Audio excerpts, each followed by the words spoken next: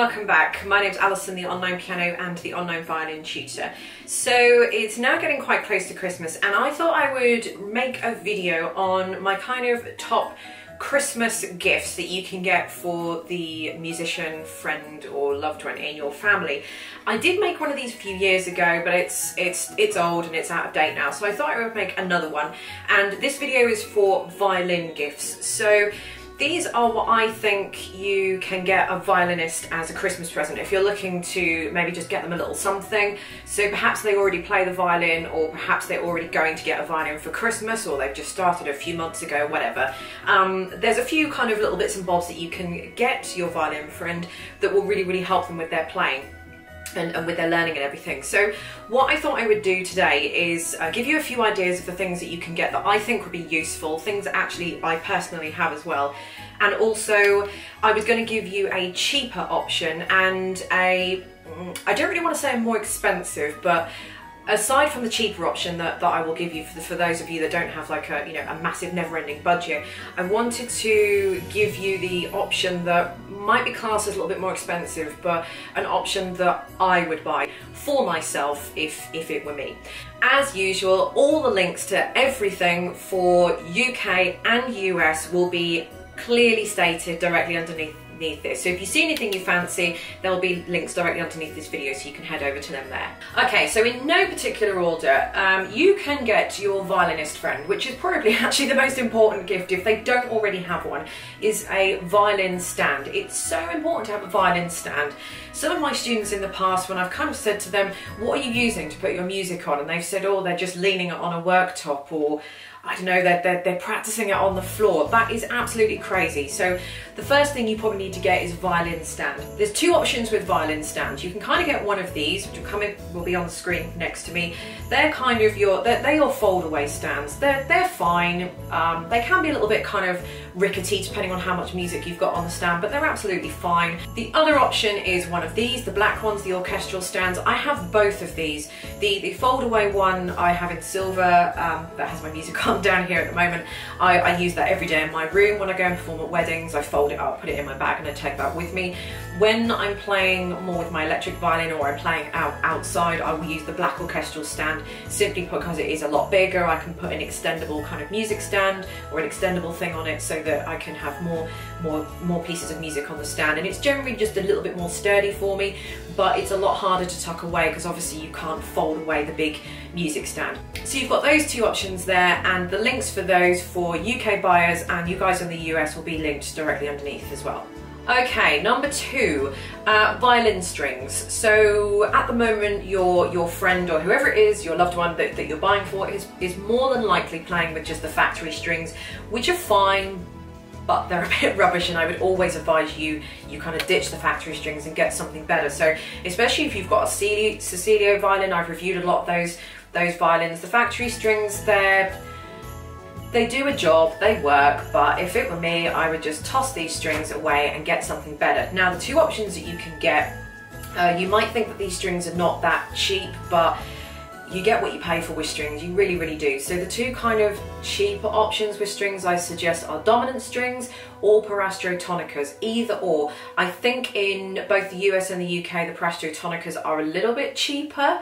The dominants, I would say, are just like a vanilla flavour set. They're not particularly rich, they're not velvety, they're not sweet, they're not, they're just a very good quality string. And the important thing is as well is that they last a really long time. The parastro tonicas are very nice, they're a little bit brighter when you first get them. The longevity is quite good as well, but they are a fraction cheaper than the dominants. Okay, if it was me buying my strings, in fact the set of strings that I have on my violin in the corner right now are these ones, and these are the Parastro Obligatos. Now you'll probably all choke at the price of these, and you don't really get much change out of a $100 bill or a £100 note, but I love them on my violin. I've got an antique violin, but I still think, I mean, if you want to splurge the cash, I don't think you can go wrong with obligatos, and I think whoever's got the obligatos on there will certainly be thanking you for them. They last a pretty long time as well, but they are just brilliant in every sense, and I always go back to obligatos. I've tried lots of other very expensive strings, but always go back to obligatos. That or Passiones, Parastro Passione strings. I'll put a link to those underneath as well. So that would be my personal option and what I have on my violin exactly right now. The next thing is metronome. A metronome is very, very good to practice with. It might not be something that the player would use all the time, but it's a very good thing to have. Now the two that I have one of these, which is a wooden metronome. This was given to me by my next door neighbour. So this is one of those, you know, it's proper, I don't really know what to say, what wood it is, maybe mahogany, but it's one of those proper kind of Whitner metronomes that are very expensive. And I've also got a digital metronome, which has served me very well through the years. You can't buy, I don't think you could buy this exact one anymore, but you can buy similar ones. The reason why I like this, I don't even know if the battery's going to work. No, I don't think the battery's working on it at the moment. So I like it because you can see in the dial at the bottom there, you can set it to A. I like it because it's got a nice big click to it. It is actually quite loud. There we go, it's a bit erratic. So yeah, I need to change the battery on this, but it's also got an A on it as well. So when I was out and about, I could tune my violin to the, I could tune my A string to the A, and then I'd tune the rest of the strings. So the options for you are, coming up on the screen will be some like this. Now the reason I like these is because you wind them up and then simply they tick. So they're quite loud, and you can hear them enough when you're playing, but what I like is the visual aspect of them as well, because you can physically see something clicking left and right. So you've got a couple of options coming up on the screen now, and I will put those links directly underneath this video, and I will give you some options of these as well. I can't find the exact version of this, but I mean, you're just looking for sort of something digital. Okay, now the last thing I suggest that you get your violin player, especially for someone who's new, maybe someone who's starting this Christmas, or maybe someone who's going to start in the new year, and these are books. So no matter what instrument you play, no matter who you're learning with, online, self-teaching, even with a teacher, whatever, you still need a book to play with. And I have written my own book series that have been out on YouTube now for quite some time. And recently I redid my violin lessons, my original violin lessons 1 to 10.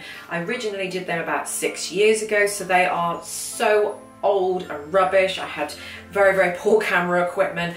I was very, very close to the camera as well. It was just, everything was wrong about them. The information was fine and the information was the same, but I just decided to redo them. Whilst I was redoing those original lessons, I had decided to write a songbook. So the details for this will be directly underneath this video, and this is available as an ebook to download. I've just printed this out at home, so there's nothing physical to ship. I'll put details underneath it. So this is a songbook 1. So with the original lessons, most of it is just talking about how to hold the violin, so there isn't really an awful lot of playing. But where there are PDF sheets available for whatever it is that I'm teaching you to do, they're free and directly underneath this video. Once you've gone through those lessons, it is then a good idea to go through my songbook 1, and these are 10 kind of classical, well-known and original pieces that will just help you along with your playing at the same standard that you've just been learning from. So you've got those ones, and those will take you to lesson 1 to 10. Then once you've done that, you can move on to my Learn to Play the Violin lessons 11 to 20. This comes with a book and also comes with a songbook as well, with 10 well-known classical pieces in as well. And basically my violin series will teach you everything you need to know to get going. So it doesn't cut corners. It's a very well thought out kind of classical method of learning the violin, and will teach you everything you need to know to kind of get yourself going. So as I said, the details of those books will be directly underneath this video. Also, in addition to those tutorial books, you've got a little concerto that I wrote. This is just a few dollars. It comes with a piano backing track. This is just a nice kind of little concerto. I'll put a link to the video underneath so you can hear it as well. This is suitable for complete beginner and upwards. So this is quite a nice little kind of a little concerto to get you going as a nice little repertoire.